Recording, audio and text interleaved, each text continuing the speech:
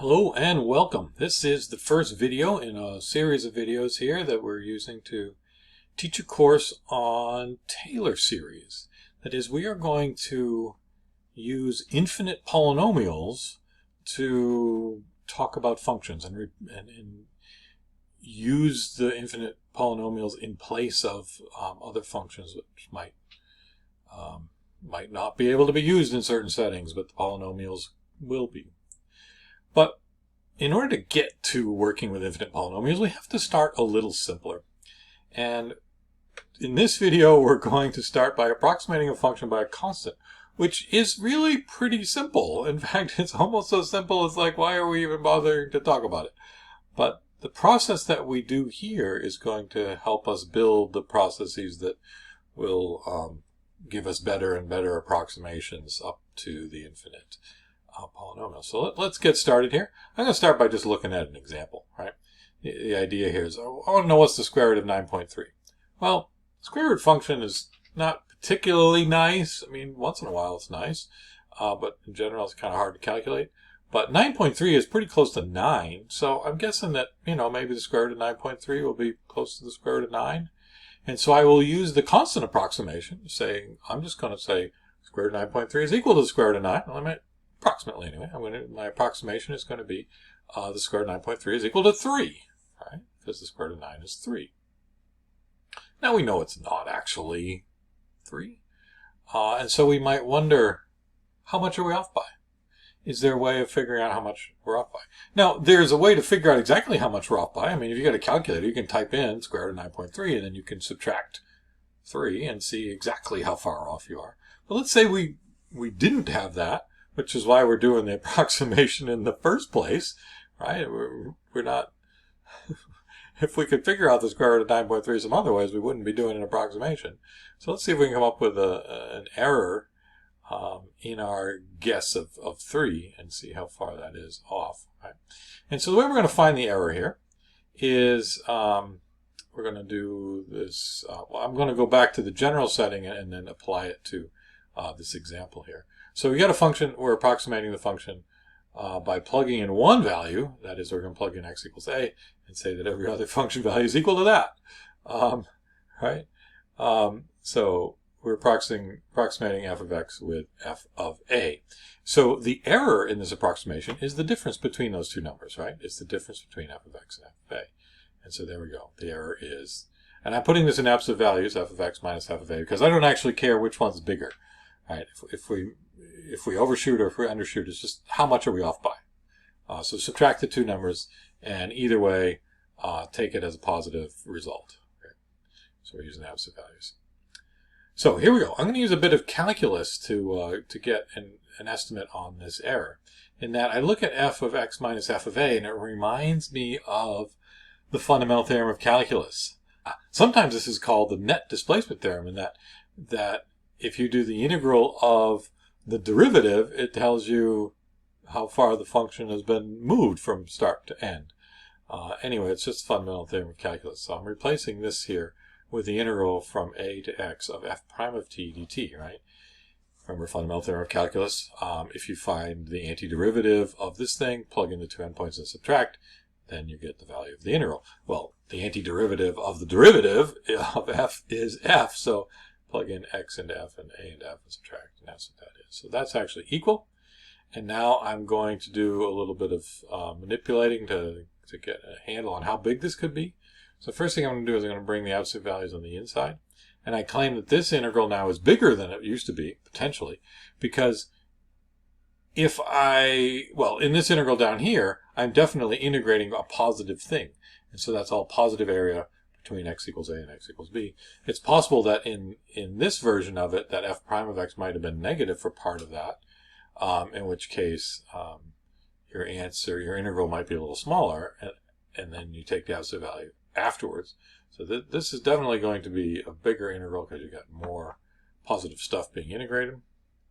No negatives ever canceling stuff out. And now I look at that and I say, hey, what if I just get some estimate on how big the derivative could be? And actually this makes sense that this is what I would want to do, because if you think about, you've got some function and who knows what it's doing, and I'm just saying I'm approximating it by a straight horizontal line. That is, f of a is right here, f of x, I'm guessing it's the same value, but maybe it's way up here. And the fact that the function, the original function, is not a constant straight line, that it has some slope potentially, and that slope is what's causing me to have some error in my guess. So let's let m be any upper bound on the slope of the function between x equals a and wherever we are, x equals x. Right? And so then you're just integrating a constant from a to x. You're just going to get that constant times x minus a. So we're saying here that the error is less than or equal to the distance that you've moved over from a, that's the x minus a, times the maximum value of the slope. If you know you're climbing at no more than this rate, distance over times the slope is going to be the change in the y value, and so the change in the y value is the error. It's the amount that we missed by in our estimate of the error. So yeah, so now it shouldn't be surprising that the error is related to the maximum slope of the function, right? Because it's the slope that's taking us away from being a constant, a non-zero slope. So going back to our example that we had there, right? Our example, we were approximating the square root function at 9, and so we were saying that the square root of 9.3 is just the square root of 9, which is 3. But if I take a look at the derivative of this function, the derivative of the square root of x is 1 over 2 times the square root of x. The square root of x is down in the denominator. We note that this is going to be the largest when the denominator is the smallest, right? We want to divide by small numbers to get big answers. And so the smallest that 2 times the square root of x will be on my interval from 9 to 9.3 is when I'm plugging in the 9. Smaller values of x plugged in are going to give me bigger results. So the smallest value of x I could plug in here is 9. Plugging that in, I got 1 over 2 times 3, so that's 1 over 6. Right? And so the error, using the formula up above here, I think it's right at the top of the page here, is my maximum value for my slope, which is in this case 1 over 6, times x minus a. Well, the x is 9.3 and the a is 9, so 1 over 6 times 0.3, which is 0.05. So I'm saying that, as far as I know, by estimating the square root of 9.3 as just 3, I'm off by at most 0.05. I mean, that's actually fairly good, I think. And we can actually calculate the actual error by typing into my calculator, right? What is the square root of 9.3? It's actually 3.04959, right? So the difference is 0.04959, which actually is less than that 0.05. So the actual error is less than my estimated error there at 0.05. Okay. Let's try another example. I'm going to use constant approximation at x equals 4 to estimate the value of 4.2 squared. Here, the function I'm dealing with is x squared.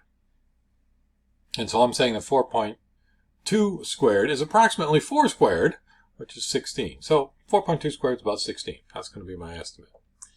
How far off might I be in this case? Well, the derivative of x squared is 2x. And this is different than the last one. This one, 2x gets bigger for bigger values of x, right? So the maximum value of this derivative could be is when I'm plugging in the big value of x. So on the interval from 4 to 4.2, 4.2 is the biggest one, and that's going to give me my biggest slope. And so plugging that in, I get 4 times 4.2, which is 16.8. So the error in our estimate is no more than 16.8 times the difference between 4.2 and 4. So that's just 0.2, and it ends up being 3.36. So I expect that my estimate here of that's saying that 4.2 squared is 16, I'm off by no more than 3.36. Now this is a substantially bigger error than my previous problem, but we're talking bigger slopes, right? On the last one, the slope was 1/6. And on this one, I've got a slope of 16. So yeah, a bigger slope is going to mean that I could have quite a bit more error in just using a constant to approximate. So I can actually calculate the actual error because 4.2 squared minus 4 is 1.64. So the estimated error at 3.6, my error is no more than that, and that's true. It was only 1.6. So one more thing I want to say before we finish this video is that we used this result from Calc 2, right? In Calculus 2, we knew that the integral from a to x of f prime of t dt is equal to f of x minus f of a. Right? Find the antiderivative, plug it in the endpoints, and subtract. And since we're starting with a derivative, the antiderivative is just the function you're starting with. So f of x minus f of a. I want to rewrite this in the following way. Just bring the f of a over to the other side so that f of x is f of a plus whatever. So I'm doing a constant approximation. I'm saying f of x is approximately equal to this f of a. Right? Well, it's not exactly equal to that because there's this plus this other stuff, right? This integral here. And so what we did was, in this video, we got a bound on how big could that integral be so that we knew what our potential error was in making that constant approximation. What we're going to do in subsequent videos is we're going to use that same integral and help us get better approximations. Right?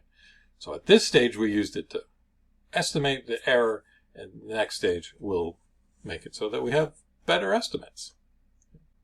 Well, there you have it. Approximating a function by a constant.